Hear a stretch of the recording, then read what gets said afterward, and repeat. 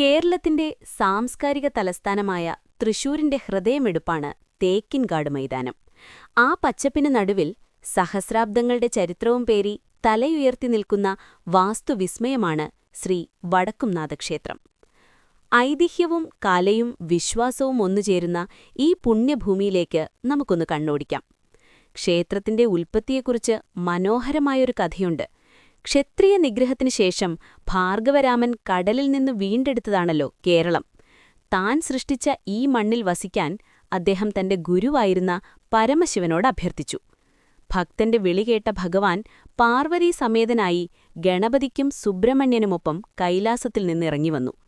ഭഗവാൻ ആദ്യമായി പ്രത്യക്ഷപ്പെട്ട ആ തേക്കിൻകാട് മൈതാനത്താണ് ഇന്ന് വടക്കുംനാഥക്ഷേത്രം സ്ഥിതി ചെയ്യുന്നത്. വടക്കുംനാഥനിലെ പ്രധാന പ്രതിഷ്ഠ ശിവലിംഗമാണെങ്കിലും നമുക്ക് കാണാൻ കഴിയുക ഒരു നെയ്മലയാണ്. നൂറ്റാണ്ടുകളായി ഭഗവാന് നടത്തുന്ന നെയ്യഭിഷേകം അടിഞ്ഞുകൂടി ഏകദേശം 12 അടി ഉയരമുള്ള ഒരു വലിയ മലയായി ഇത് മാറിയിരിക്കുന്നു. എത്ര വർഷം കഴിഞ്ഞിട്ടും ഈ നെയ്യ് കേടുവരുന്നില്ലെന്നതും ദുർഗന്ധം വമിക്കുന്നില്ലെന്നതും ശാസ്ത്രത്തിനു പോലും ഇന്നും ഒരത്ഭുതമാണ്.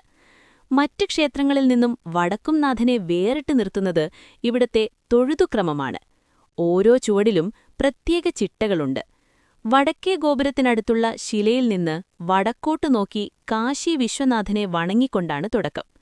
ആദ്യം പ്രധാന മൂർത്തിയായ ശിവനെ വണങ്ങുന്നു.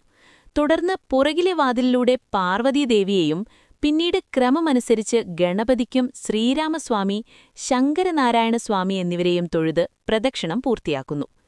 ക്ഷേത്രത്തിന്റെ വടക്കു പടിഞ്ഞാറേ മൂലയിലുള്ള കൂത്തമ്പലം വാസ്തുവിദ്യയുടെ ഒരു മഹാ അത്ഭുതമാണ്. തടികൊണ്ട് നിർമ്മിച്ച് ചെമ്പുതകിട് മേഞ്ഞ ഇതിന്റെ പ്രത്യേകത ഇതിലെ ധ്വനിശാസ്ത്രമാണ്. വലിയ ശബ്ദസംവിധാനങ്ങളില്ലാതെ തന്നെ കൂത്തമ്പലത്തിന്റെ ഏതു മൂലയിലിരിക്കുന്നവർക്കും സ്റ്റേജിലെ ശബ്ദം വ്യക്തമായി കേൾക്കാം. ചാക്യാർ കൂത്തും കൂടിയാട്ടവും ഇന്നും ആ ചുവരുകൾക്കുള്ളിൽ അരങ്ങേറുന്നു. കൂടാതെ 16-17 നൂറ്റാണ്ടുകളിലെ അപൂർവമായ ചുവർ ചിത്രങ്ങൾ ശ്രീകോവിൽ ഭിത്തികളെ അലങ്കരിക്കുന്നു. ഭഗവാന്റെ വാഹനമായ നന്ദികേശ്വരന്റെ ഭീമാകാരമായ പ്രതിഷ്ഠയും ഇവിടെ പ്രത്യേകതയാണ്. ശങ്കരാചാര്യർ തന്റെ ജീവിതത്തിന്റെ അവസാന നാളുകൾ ചിലവഴിച്ചതും സമാധിയായതും ഇവിടെയാണെന്ന് വിശ്വസിക്കപ്പെടുന്നു. ലോകപ്രശസ്തമായ തൃശൂർ പൂരത്തിന് വേദിയാകുന്നതും ആനയൂട്ട് നടത്തുന്നതുമെല്ലാം ഈ പുണ്യസങ്കേതത്തിന്റെ തണലിലാണ്.